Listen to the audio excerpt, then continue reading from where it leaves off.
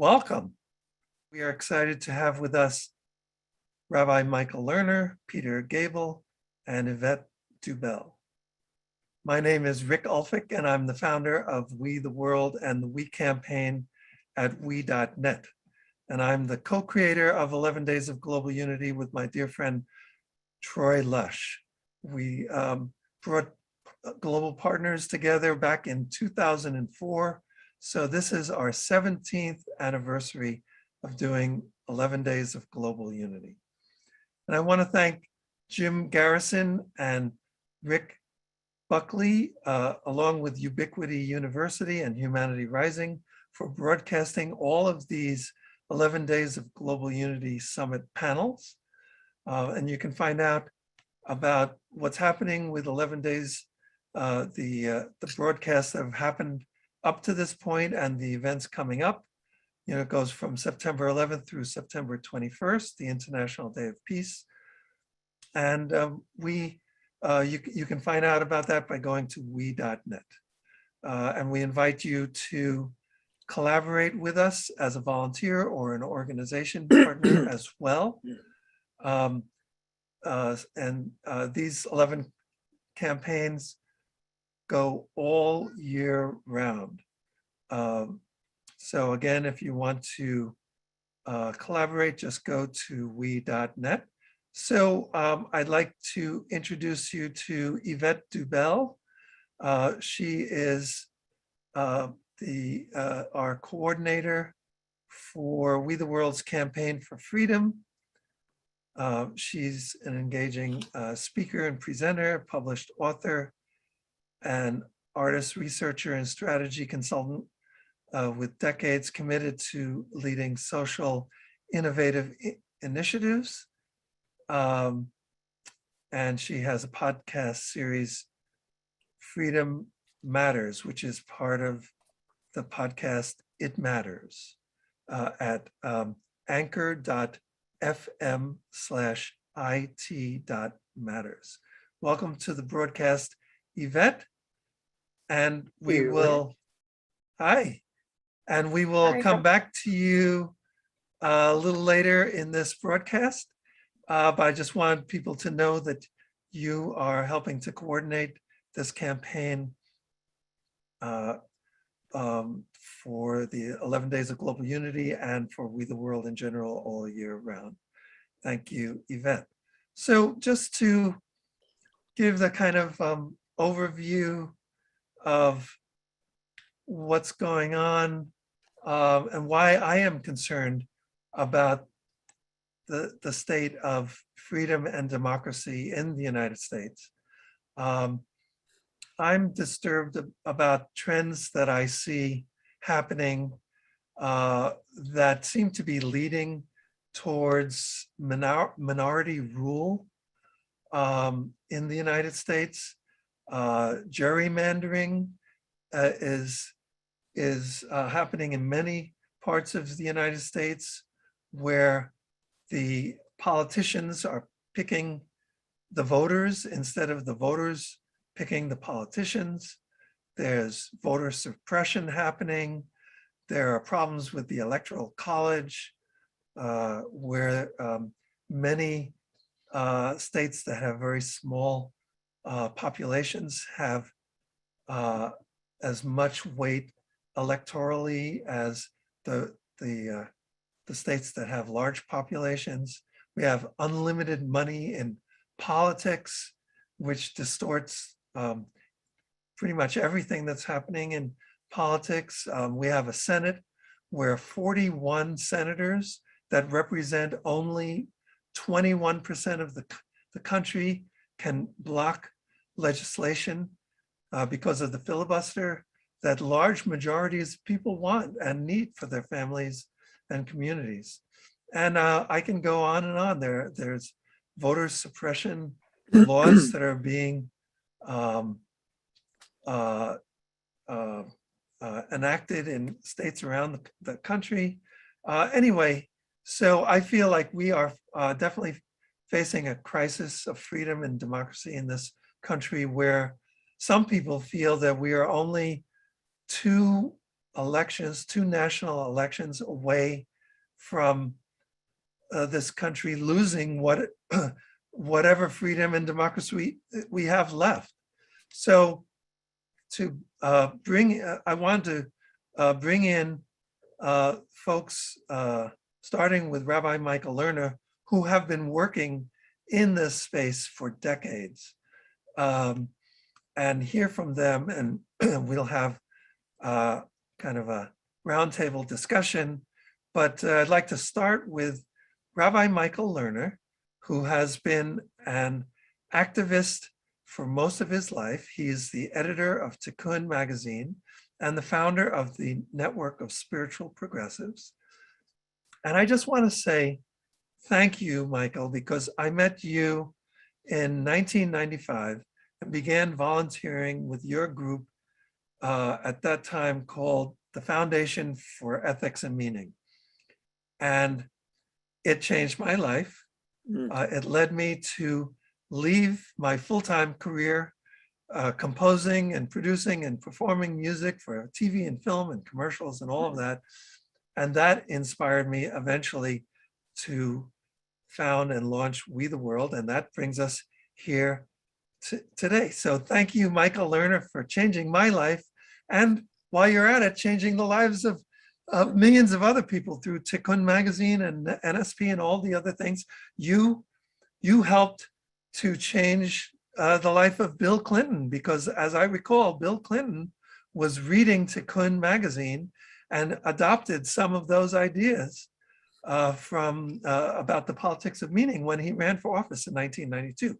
Now, he may have left some of those ideas. Yes, quite a bit, yes. But he definitely started there. And you and Peter Gabel, the 2 folks who created this idea of the politics of meaning, started off. So Michael, tell us what you think about what's happening with freedom and democracy, and react to anything I said, whatever you would like, for a few minutes, and we'll bring in Peter and Yvette and we'll have a roundtable. Yes, great.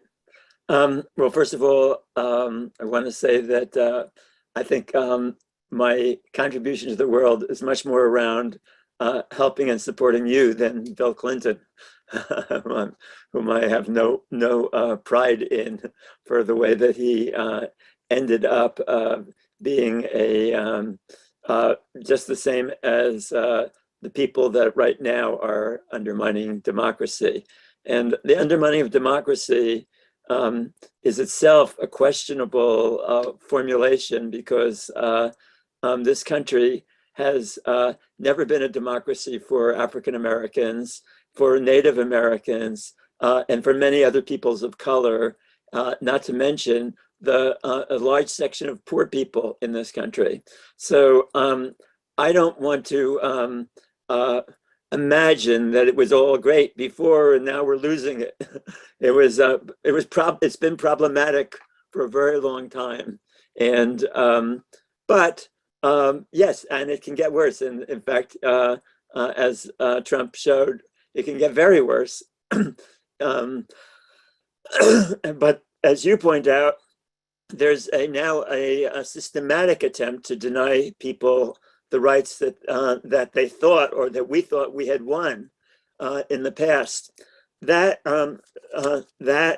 reality, certainly engineered by the Republican Party, but really to serving. I mean, the Republican Party is the spokesperson and really the agent of the American ruling class, its elite, the 1% of the population that owns 80% of the wealth of the country. So why are we particularly worried at this moment? Because they succeeded in stacking the Supreme Court in such a way that any legislation that's passed that in some way threatens the power and the wealth of the ruling elite will be declared unconstitutional, and has already. The Voting Rights Act, that was the product of so many years of struggle, by the civil rights movement, and that was the crowning victory of the civil rights movement, supposedly.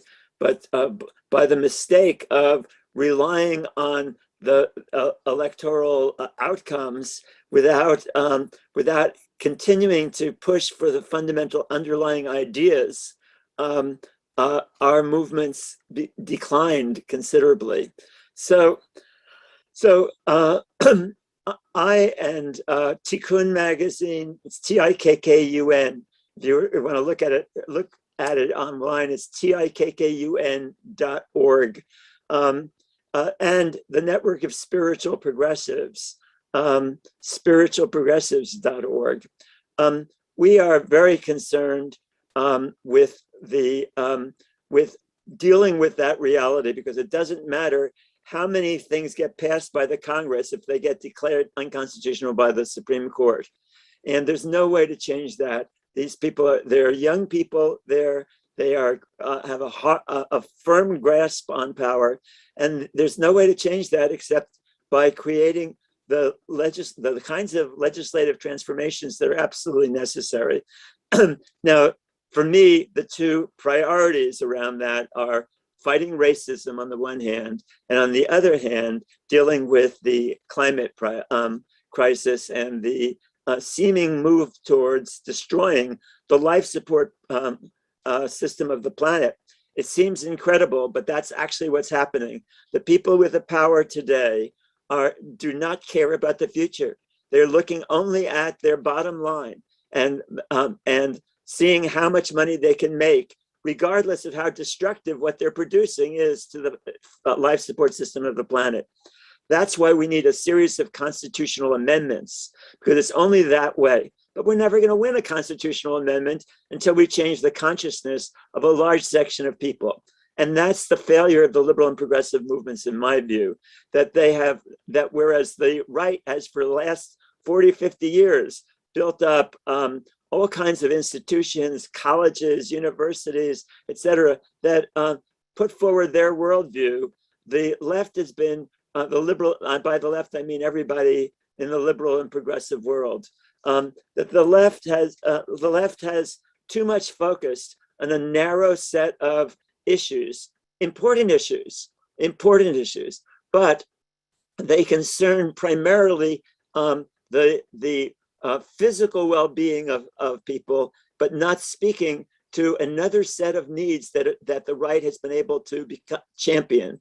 And those are what I call the meaning needs, the hunger that people have for meaning and purpose, the hunger that they have for love and kindness, the hunger that they have for recognition of themselves as being fundamentally valuable. And in fact, from my experience in the liberal and progressive world, that has been almost totally ignored, except insofar as it talks about some material needs, adequate health care, adequate pay, a lot of things that they're right about.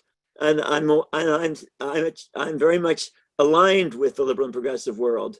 But I have to say that we are not going to get the kind of 2/3 of majority that we need to pass the kinds of constitutional amendments that are needed to surpass the Supreme Court, unless we speak to what I call the meaning needs, or the need for recognition and for affirmation.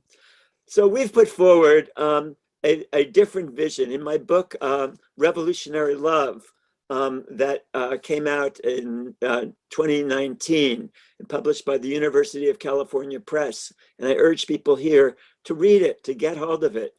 You can get it from us if you want at tikkun.org/LJ. L stands for love and J stands for justice. So it's about love and justice.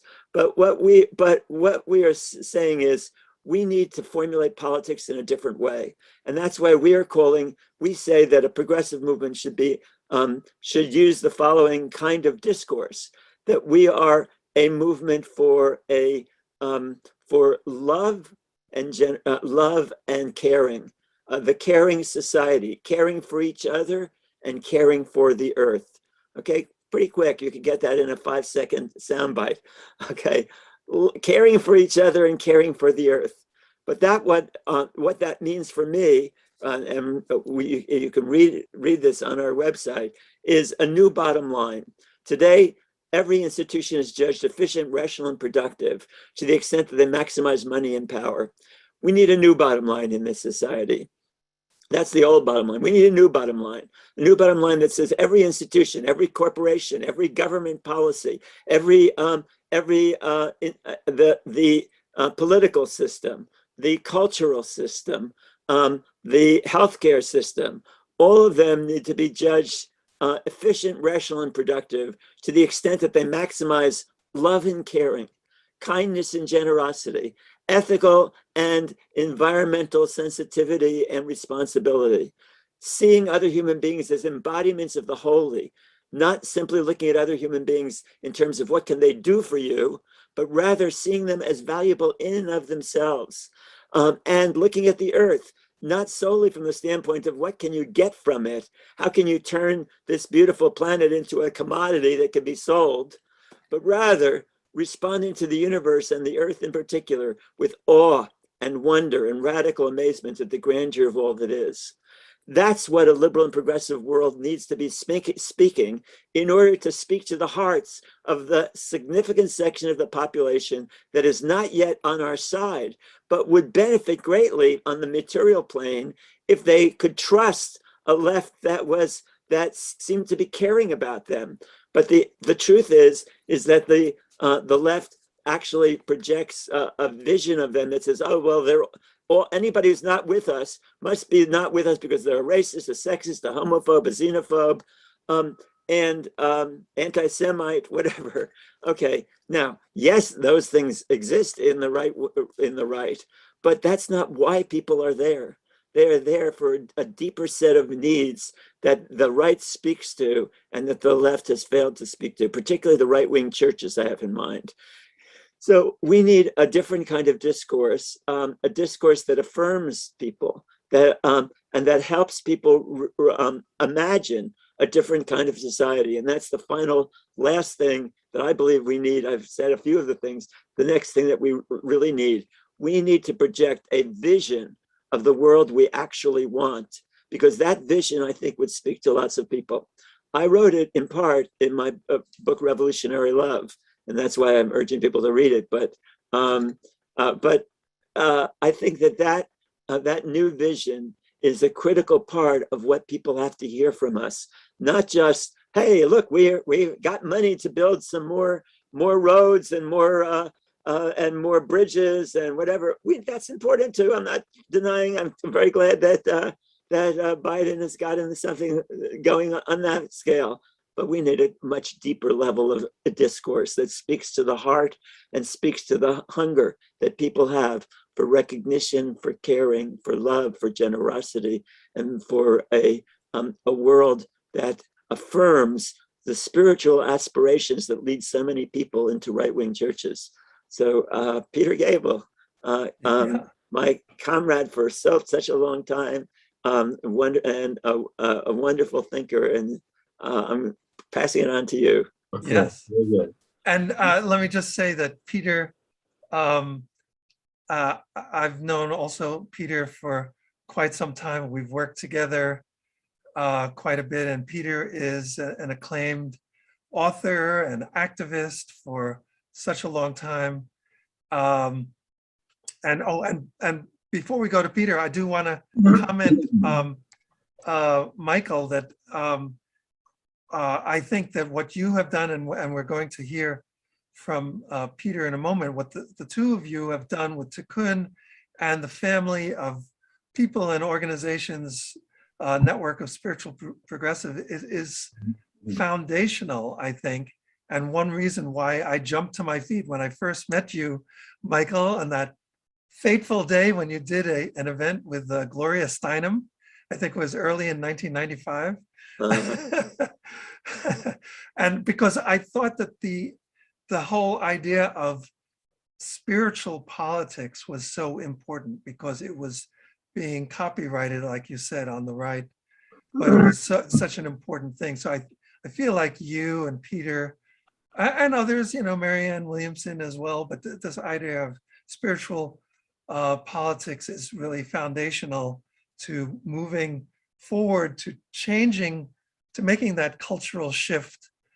And we do it in a very simple way. We talk about we, going from a me-based society to a we-based society. So it's expanding those circles of caring and concern beyond yourself, beyond your communities, beyond your ethnic groups, beyond your religious groups, nationalities, beyond your species, to include other species and plants and animals, and even the ecosystems that support all life. That is our expanded concept of the word we. And if we make that cultural shift, then it'll become normal for the well-being of each and every member of society to be considered essential to the survival and well-being of the entire whole of our world. So I just wanted to say that's, first of all, the two of you have been pioneers in terms of spiritual politics, and then how that has translated into what we're doing with We the World. So, Great. Peter, thank you for what you're doing with We the World, and thank you. I'm delighted. So that's beautiful, both of you, what both of you said.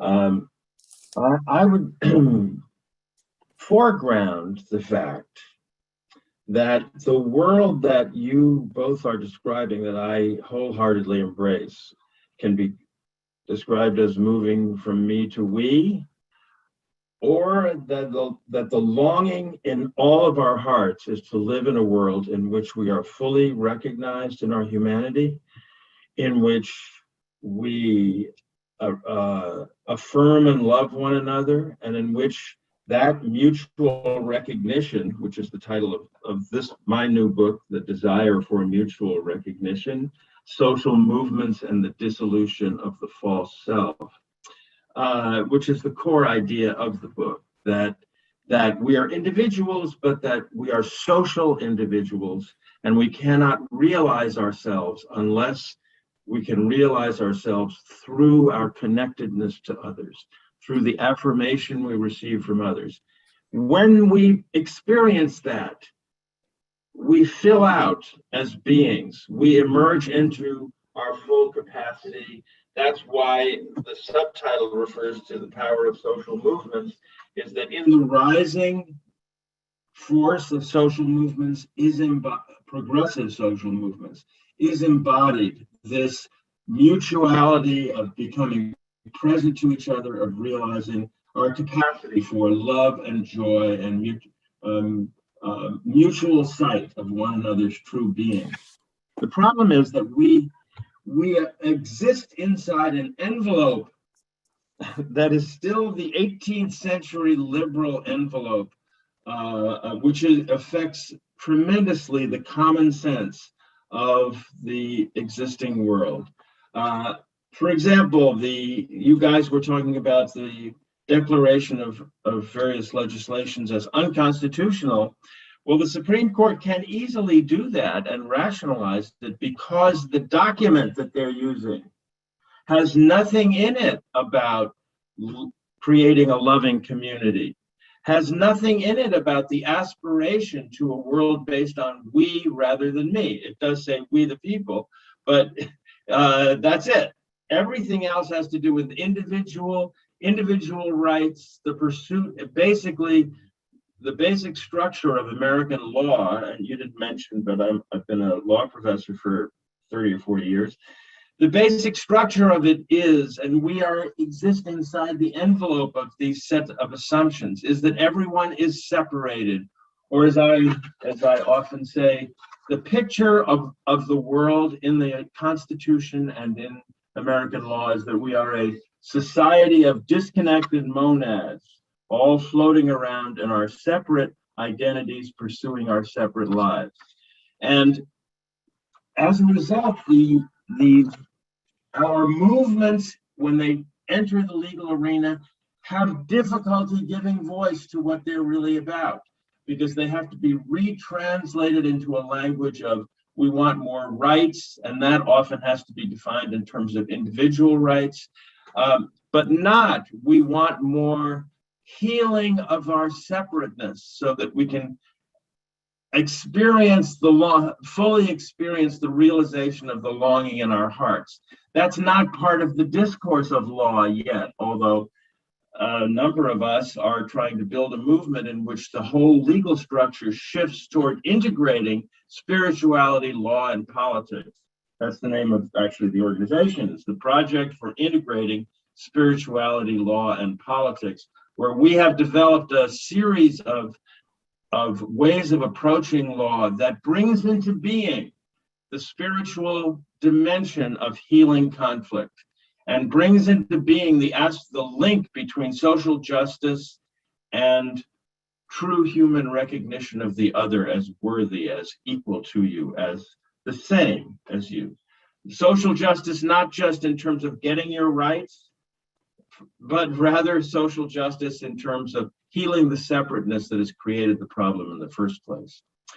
So people feel the crisis that you started describing, Rick, actually emerges in part, significant part, from the fact that people do not feel recognized. That's why Michael's advocacy of the politics of meaning, the way he described it, is so important. People do not feel seen in the way that I'm saying. They do not feel they are part of a world in which people and anyone cares about them, and in which they are themselves included in a world. So out of that sense of, I would call it the denial of their basic desire for love and mutual recognition, out of the denial of that, people withdraw into themselves and become attached to fantasies of community that preoccupy them and become obsessional to them.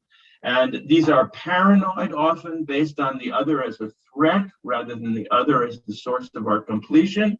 And we have this, of course, in the Trump world with the Trump era with Make America Great Again. That is an imaginary solution to people's inner feeling of not being seen, of not being part of something larger than themselves, of not being part of a true community. So as a result, the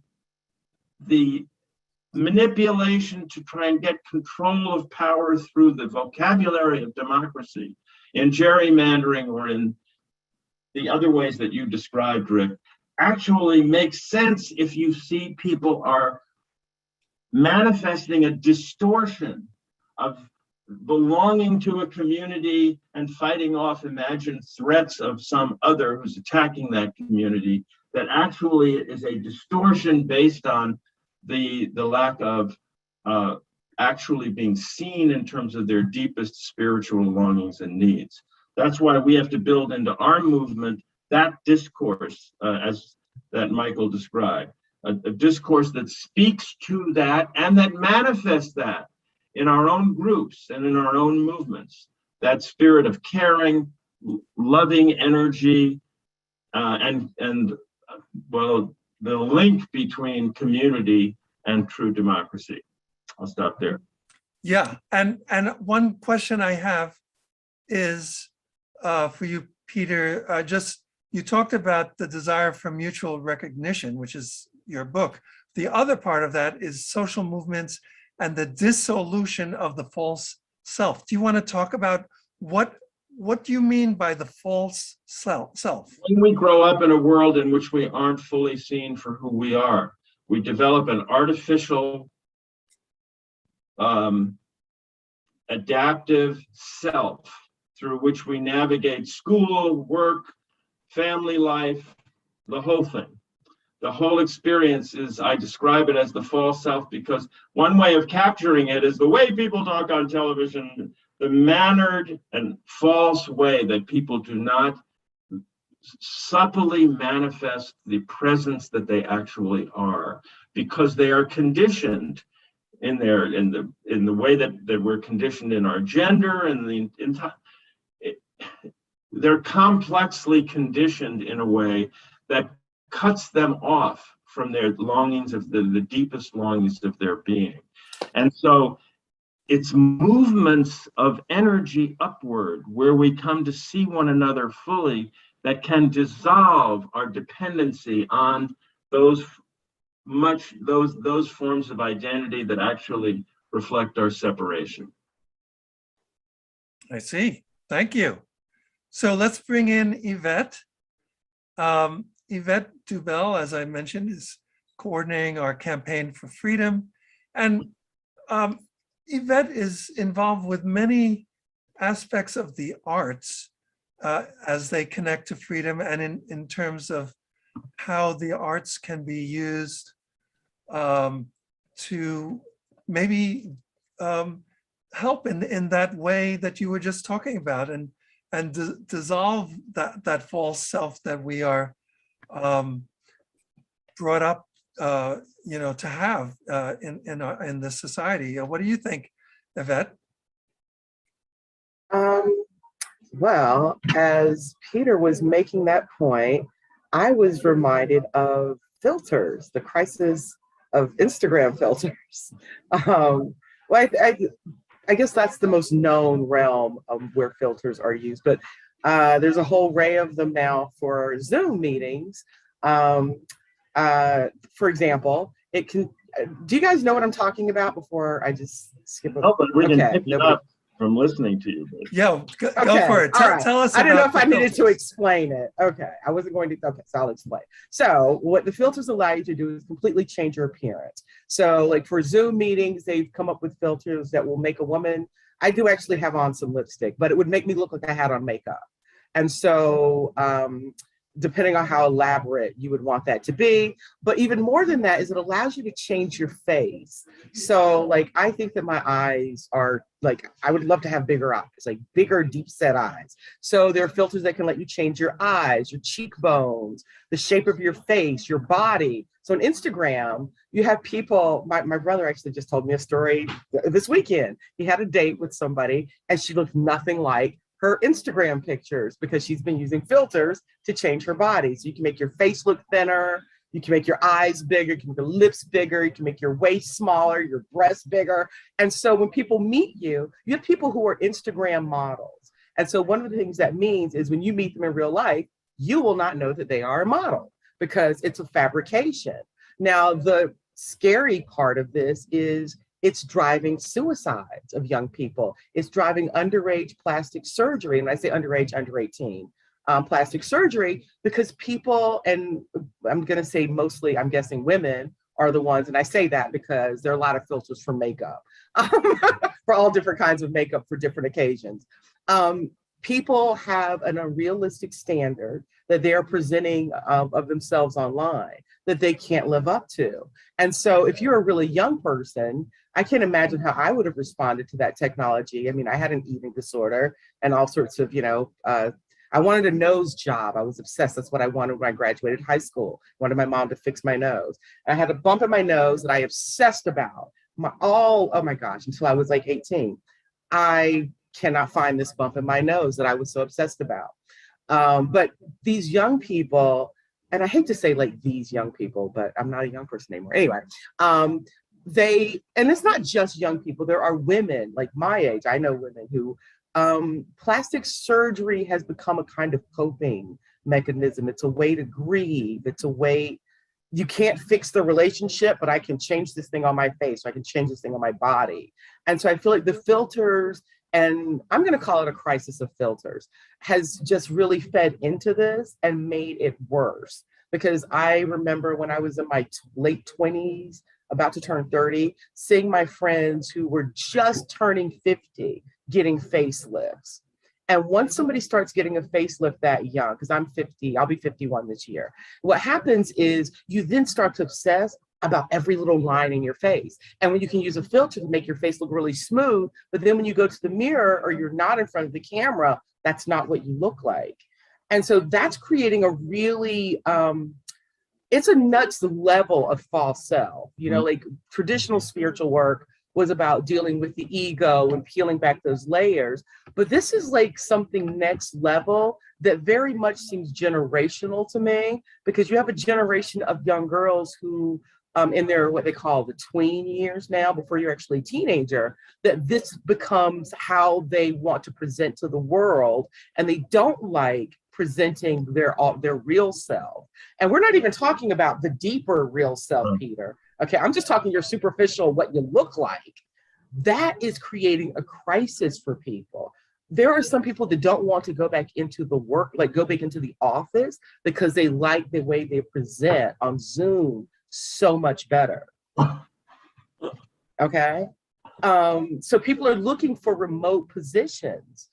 You know what I'm saying? So this is like something much deeper than just the kind of ego work that I feel like Peter is speaking to. This is something much deeper, because people want to be that image that they put on their social media. And when your social life, like now when people meet people, it's not let's talk and get to know each other. What's your Instagram handle? And I look up your Instagram to understand who you are. And we don't need to talk. I can look at your Instagram and tell who you are. Do you know what I'm saying? So I think that this is like a whole nother level for this generation that we're coming up with, or not we're coming up, that's coming up. And so when you talk about this kind of deeper political action, we did for the week of global unity, the Freedom Campaign led an embodied performance with the idea of introducing this idea of Otto Schwammer's concept with Theory U, the outcome, your outcomes are directly related to the place within where you're coming, because just in the casual conversations I had about there needing to be a different way of approaching political action and not just reaction. But when you're talking to somebody that's emotionally, psychically, and maybe spiritually immature, there's a whole lot of like baby step work that you have to get to just to be aware of what your actual emotions are. Do you know what I'm saying? Because there's not even that level of what we're all talking about. We're considering that we're talking about these basic things. But when somebody doesn't have basic skills to manage their emotions, okay? And we see this with, have you gone somewhere and seen like everybody on their phone? They don't know how to interact and have a conversation. And I was really struck when I first noticed like a lot of young graduates. I homeschooled my kids. And so when my kids were, I don't know, 15 or 16. And I was seeing college graduates who couldn't really have a conversation with an adult in a social situation. That's problematic, because that speaks to what you're talking about, Peter, about being able to show up, and what you were talking about too, Rabbi Michael, being able to show up as your authentic self when you've had no development of an authentic self. Your self is completely developed to be a representation on social media, and then you try to make yourself match that.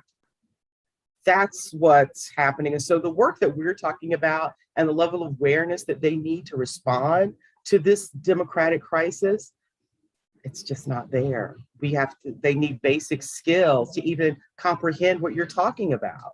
So I feel like the challenge is, how do we engage? Okay, so with the film festival, for example, we started the We Freedom Film Festival to address what you were talking about, inspiring people to imagine a world that is better than our past, and cultivating a generation of filmmakers that would speak to that. Because I had noticed this dystopian trend that has only gotten worse. But the problem is that filmmakers, and okay, so we could talk about doing a documentary, but most young people aren't going to watch that. You're not going to reach many people. So it has to come into our sci-fi and our, more fictional fantasy stuff, but nobody's thinking that. The people making films are driven by what the people who distribute and buy films will pay for. So there's a whole nother underlying issue of tapping into a different set of motivations. We're not doing this work because we're getting rich at it. At some point, all of us made some decision about like this being more important than money, right? Yeah.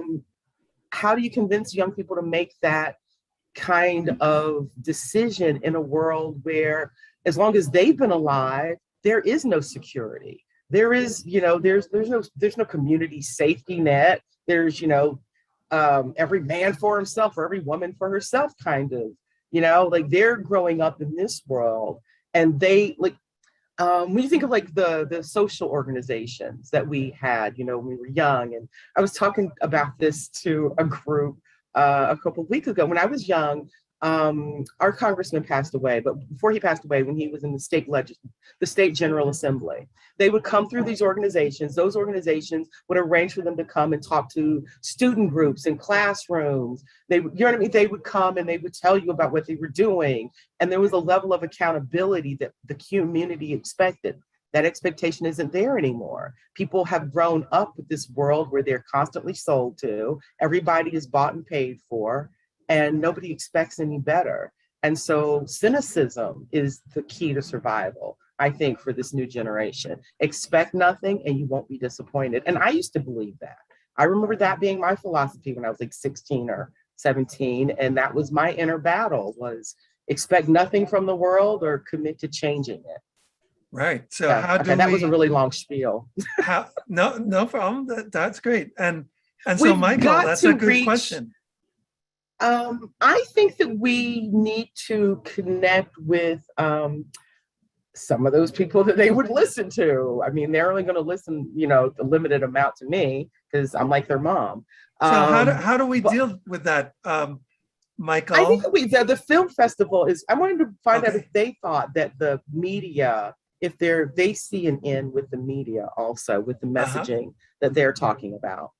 Sure. But this whole issue of reaching young people and actually beginning to make that shift that you were talking about, Rabbi Michael Lerner,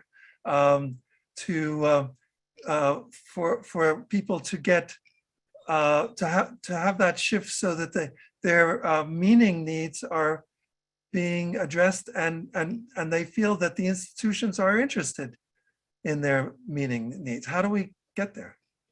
Well, I mean, I think what we just heard was pointing to one sphere that is very important. But who is the we? The we has to be people who have an alternative worldview, and who can raise immediately the question of what is it that you want? Why are you wanting to sell yourself so badly? Well, in this society where the old bottom line is maximizing money and power, there's a hierarchy, and people rightly understand that if they want to succeed, whatever, whether it be in the level of economic reality or even in the level of dating and having, you have to appeal to the values that come down from the top in this society. We have to challenge that. We have to challenge a different those values, and that's why one of the things that I think should be on the flag of the liberal and progressive world is don't blame yourself. This society runs on the notion that everyone is, as Peter pointed out, a lone individual, and nobody is there for you. And as a result, people end up buying the underlying self-justification of the capitalist marketplace, namely that this is a society in which you can make it if you really try. And so if you're smart enough and you work hard enough, you can succeed. But of course, it's a big lie. It's not true at all. All the information tells us that there's been very little in the way of upward mobility over the course of the past 70 years. But we have to say, don't buy the notion that this is a meritocracy. It's not a meritocracy. We don't blame yourself, because that's what is being taught to people. Whatever happens to you, it's your own fault. You didn't do X, Y, or Z. Now, one of those X, Y, or Z's is to study hard enough or be aggressive enough. And another one is look the right way. All of these things that are connected. And I think it's important for us to project a vision of all the ways in which these things are connected to the fundamental underlying ethos of this society of looking out for number one, caring for oneself, because that's all there is, because nobody's going to care for you. And yes, then people are very scared, and kids are learning that in the way Yvette described. And they and for a section of them, it has to do with what they look like, and other people try other techniques. Or in more wealthy families, they buy their way into college with enough money. The craziness is everywhere in the society because of its bottom line of maximizing money and power and looking out for number one. We have to provide a different worldview, and that has to be taught. We have to try to find ways to get into the media, into those who are making movies, those who are shaping the various forms of social media, and in every place challenging the old bottom line, challenging and affirming the humanity and goodness of people, regardless of what they look like and regardless of how much money they have, that people are fundamentally valuable and deserve to be cared for and loved for who they are, and not for how much they fulfill the empty pictures of what a success is that this society gives. Because the truth of the matter is that when people get to the top economically, they still aren't satisfied. And so they feel like they need more. We at the Institute for Labor and Mental Health, which was the institution that led to the creation of Tikkun Magazine, we interviewed people who were college professors, and they were saying, well, I should have been the president of this college. We interviewed people who were presidents of the colleges, and they said, I should have been if I had done better in something or other, I could have been on the Secretary of Education for the United States. I mean, there's so many people filled with self-blaming for not being enough. And so our message is, you are enough, there is enough, and if we share, we can take care of each other and you will be fine. But if we keep on going with the look out for number one, maximize your own well-being without regard to the consequences for others, we get the destruction of the planet, which is happening at a very rapid rate right now. Exactly. So what about you, Peter? Any reactions to what Michael was saying and Yvette earlier? Yes. Well, I missed some. You may have seen that I fell off the screen because my internet connection was disabled for a few minutes. Well, I just think that I'm more optimistic in a way than Yvette. With that, that was a beautiful description of Instagram's experiential reality of Instagram. But the people, the experience of the young person who is filtering their image to present an outer self to the world that they think would have value is actually, it's hollow, it's empty. It can't satisfy them, and it doesn't make them happy to pursue this, although it can be an obsessional activity that can ruin their lives. You mentioned the suicide that may be caused by this kind of practice. So I think that in a way, what Michael's saying is that we have to manifest in our movements an ideal in terms of the language we use, or a vision for what it is we want, and then also a reality in how we treat one another in our movements, how we manifest ourselves publicly, that shows people that they could exist in a world in which their holiness is seen, in which the longing within them is affirmed, instead of their Instagram constructed empty outer self, which is the current preoccupation that can be. In other words, I don't think it's because of people's unhappiness buried inside those efforts that we always will have an opportunity to reach people in who they really are, in their souls. That's why I'm optimistic, as I just doesn't matter how widespread the practice is, it's inherently hollow and inherently does not provide people with satisfaction or well-being, any more than rising to the top of the hierarchy. In my upbringing, I knew quite a few people like that who became presidents of companies, and they became alcoholics. They built huge houses with huge fence around it that others could admire from a distance. They'd be sitting with their bottle in the center of the whole thing, trying to deal with the pain that they felt. That is the reality that people are experiencing. That solitude, that withdrawnness, that lack of being able to fully manifest themselves in the spirit of who they really are. That is, and the longing for human connection in the community that we ought to be creating. That's what we have going for us. So it's true. It's overwhelming. It's when you look at the massive degree of distraction from that and avoidance of that, it is overwhelming. Whether it's television, cynicism, Instagram, everything. But we always have to remember there's nothing to it but an outer construct of false recognition, not the real thing. Mm-hmm. So I'm going to jump in, Peter, okay? Yeah.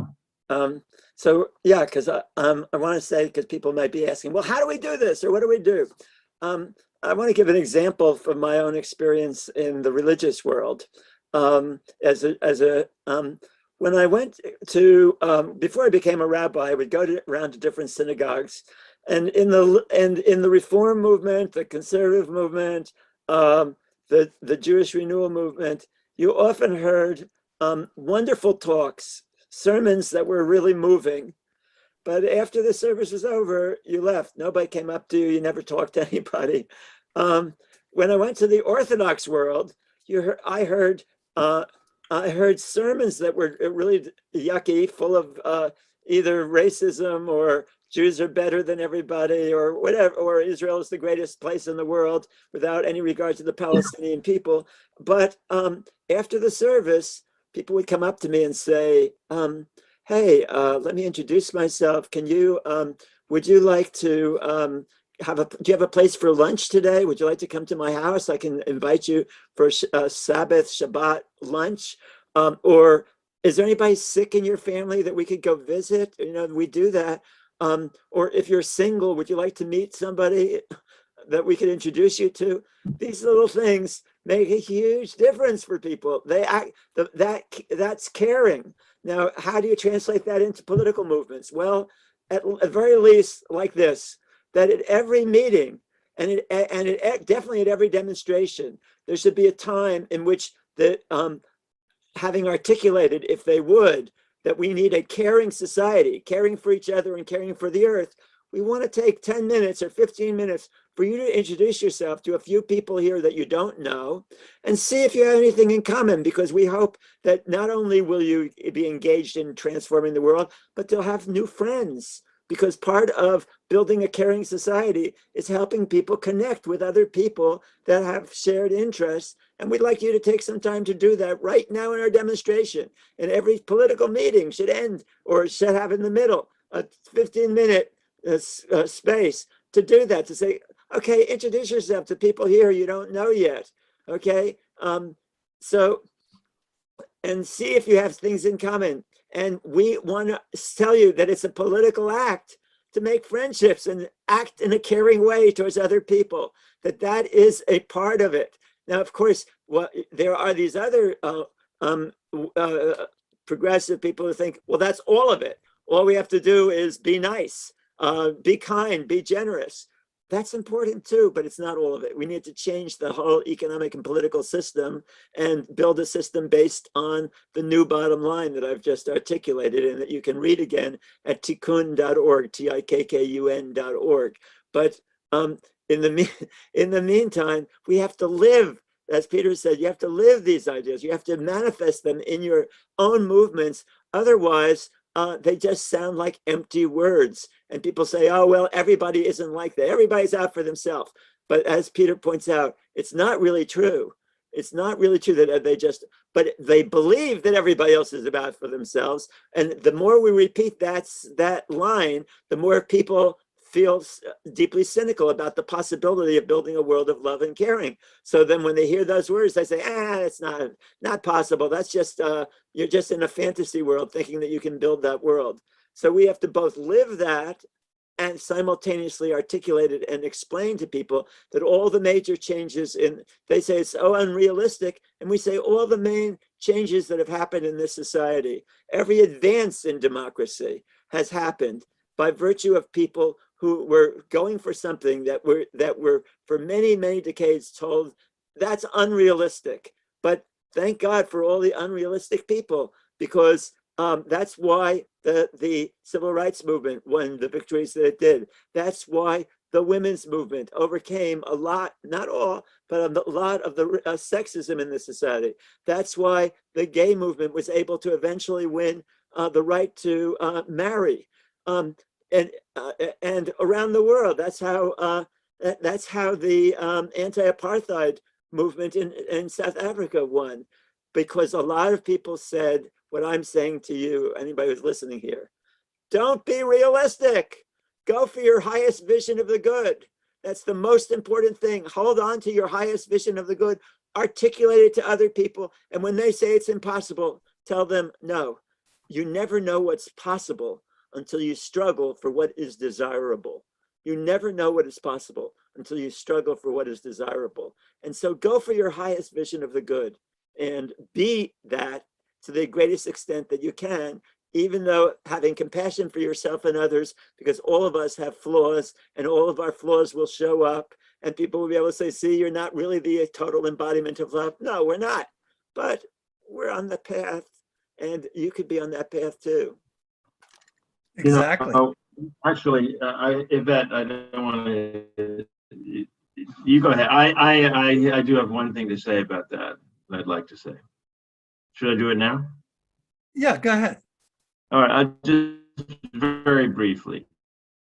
You may have, I was very disappointed during the Amazon unionizing campaign in Alabama when the spokespeople for the union, who of course I admire, and my partner's a union organizer, and was totally with them in that struggle, which was unsuccessful.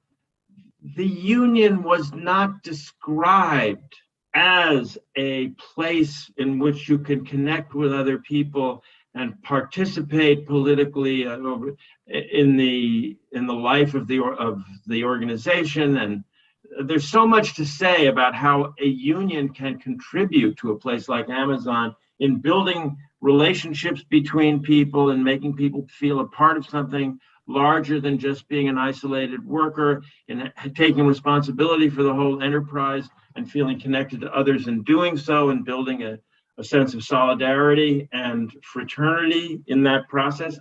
I've witnessed this so many times, but it isn't yet something that union leaders feel safe saying. They instead say things that are based much more on protecting basic material interests, wages, working conditions, which is fine. I mean, of course, that's absolutely critical, those things. But when Amazon then says, oh, well, we've already done that. We just gave everybody a raise, and we have imported all these new health and safety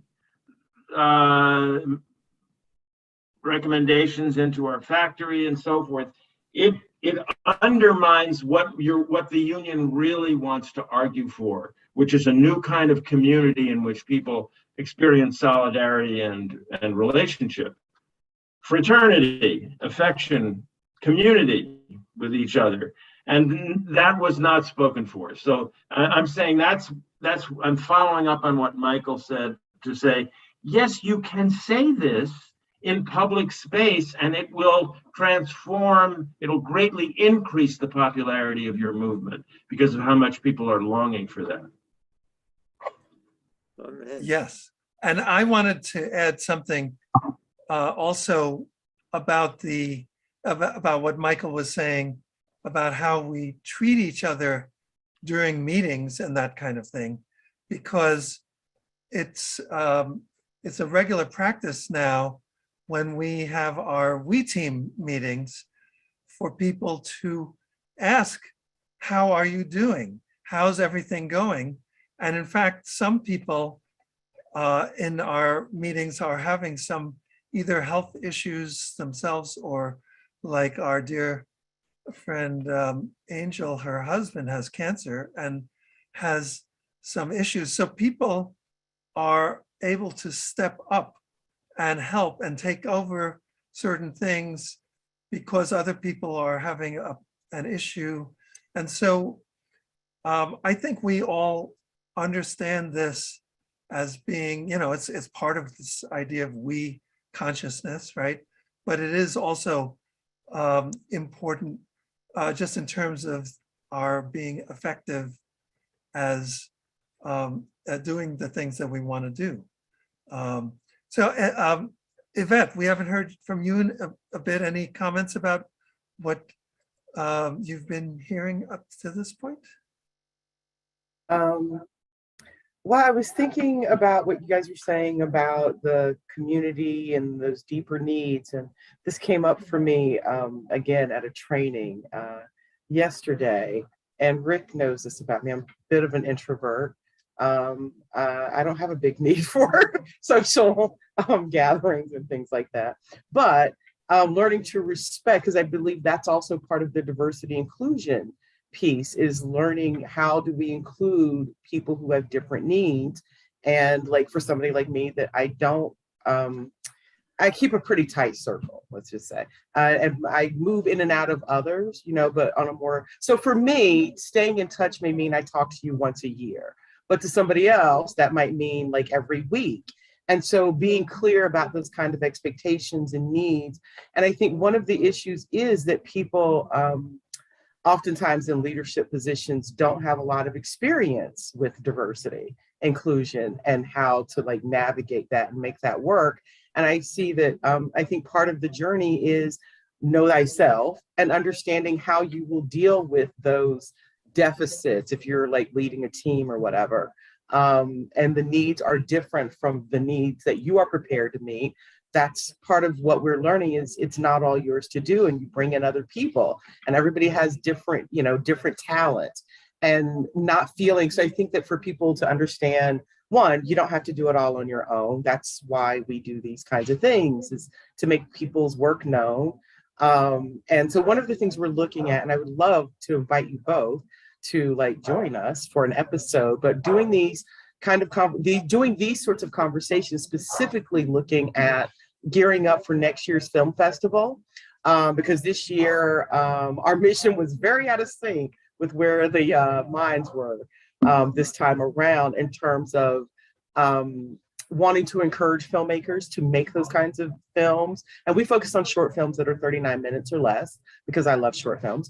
But what does it take to get people geared in that direction, to spark imaginations in that direction? So I was thinking about things like having writers' workshops for filmmakers and things like that, specifically geared around developing these sorts of ideas with artists.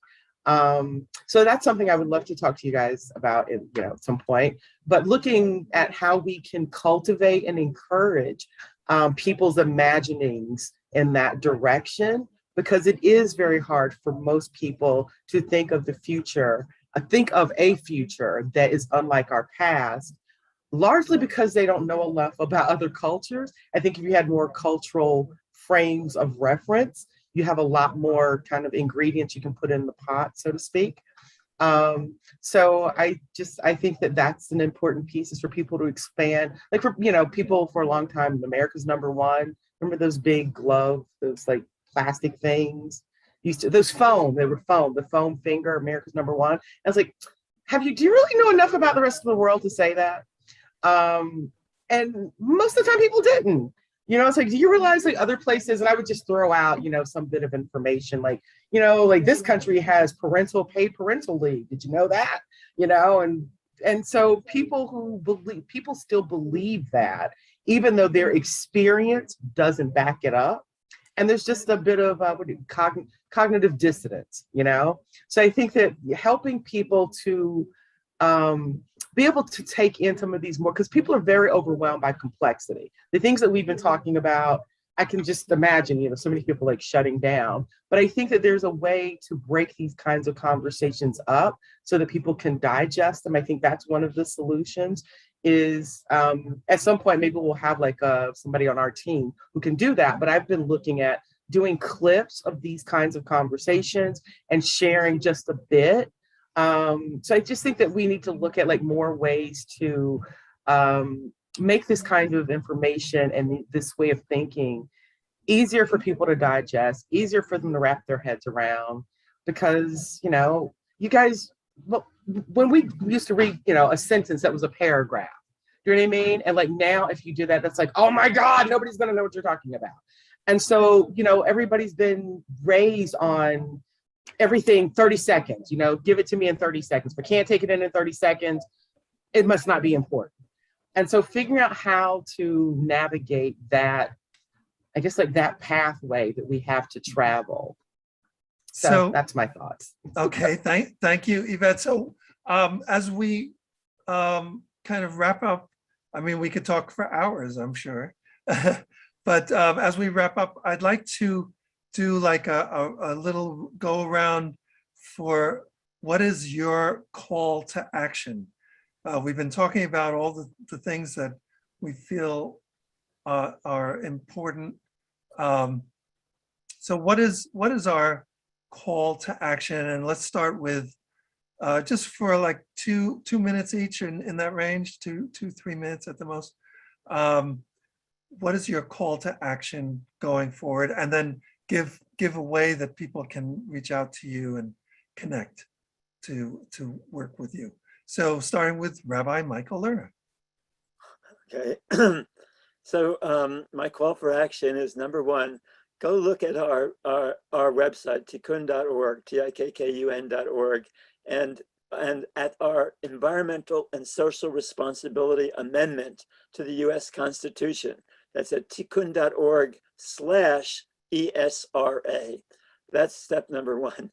Number two, tell people, everybody you know, that that you're part of a movement that wants to build a much bigger progressive movement by talking about love, caring, kindness, and generosity, ethical and environmental sensitivity, and awe and wonder at the grandeur of the universe and the sanctity of every human being on the planet.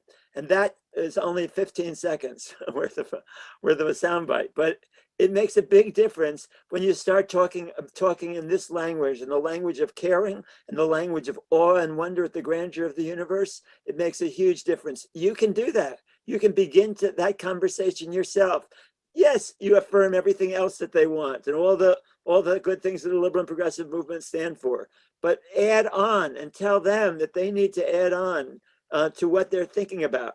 A world that is filled with love, kindness, and generosity, and that's the way to build a successful movement, is to start to talk in affirming the spiritual dimension of reality, and that they also will be much more recognized if they and much more respected if they can move from just the laundry list of demands of the liberal progressive world to a larger value system, and affirm that for them. And when they say it's unrealistic, tell them, you know what?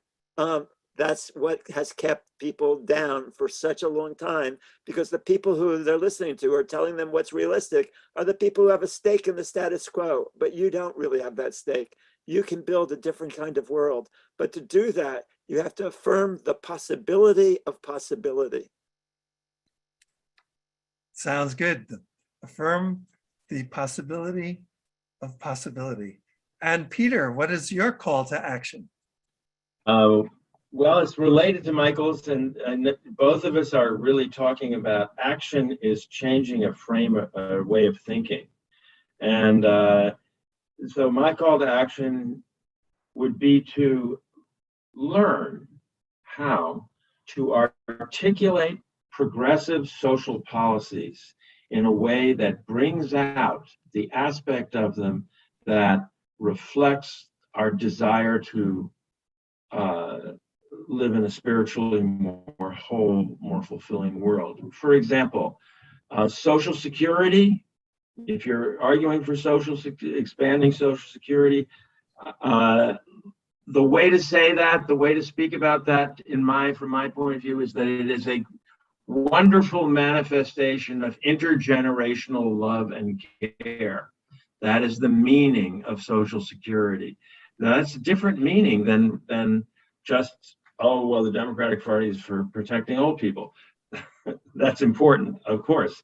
But its meaning is a social meaning that connects the generations, generation after generation, in caring for each other.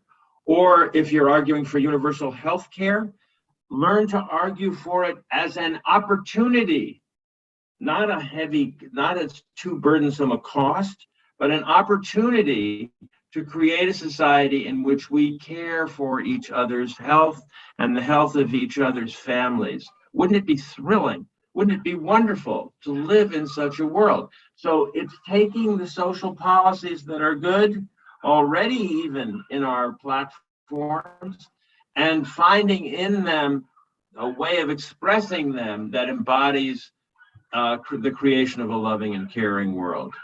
It would be very successful for the Democrats if they would do that.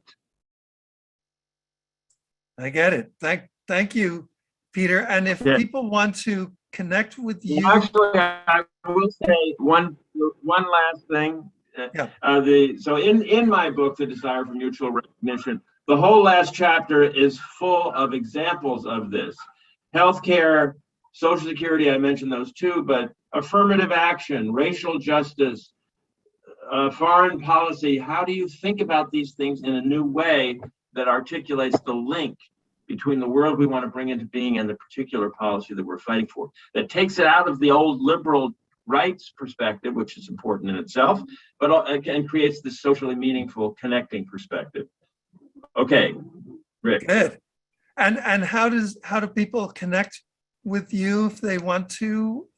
There's two ways. One is to write me at ptrgabel.com. That's my email.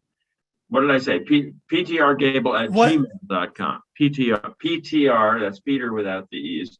ptrgabel@gmail.com. Or go to my website, petergabelauthor.com. And that has a lot of information there as well. Okay, perfect. And Yvette, what is your? Go to spiritlawpolitics.org. I'm sorry, say that again. No, if there are lawyers participating who are interested in, or law students who are interested in the transformation of law that we're trying to work on, in the same vein that I'm speaking here at the Project for Integrating Spirituality, Law, and Politics, go to spiritlawpolitics.org. Spiritlawpolitics.org. Perfect. Okay, thank you, Peter. And Yvette, what is your call to action? And I want to read a question that came in. I don't know if you saw it. Sherry Stark says, how can I connect with Yvette about this filmmaking collaboration? I'm a filmmaker, and she goes on. So how and what's your call to action, and how can people get involved with what you are doing and what we are doing? Okay, I'd love to hook up with Peter's Spirit Law for the art research project, because we're looking at social justice and reframing that through the arts, through embodied performance. So I'd be very interested in checking that out. But and for the person that was asking about the film festival, Film Freeway, We Freedom Film Fest, you can go there. Or if you connect with me on Instagram, Yvette Dubel. There's a post. Do you want to spell that for people who are just? Oh, my name? Oh, it's in the ID thing. YVETTEDUBEL.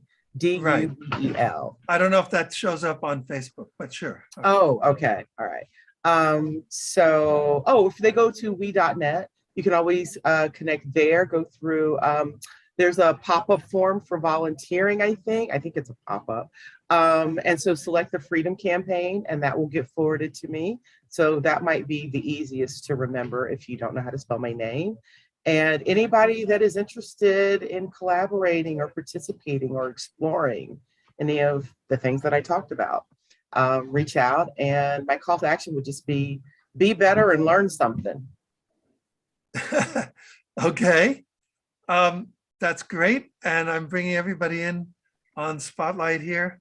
So I just want to say thank you to everyone.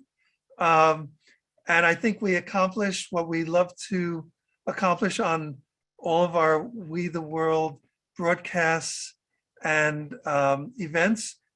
We want to inspire, inform, and involve. 3 I's that make a we, so we can go from a me society to a we-based society. Thank you all so much. And it's great to see you both, Rabbi Michael and Peter. Many blessings and great to see you. That as well. Bye, everybody. Yeah. Bye-bye.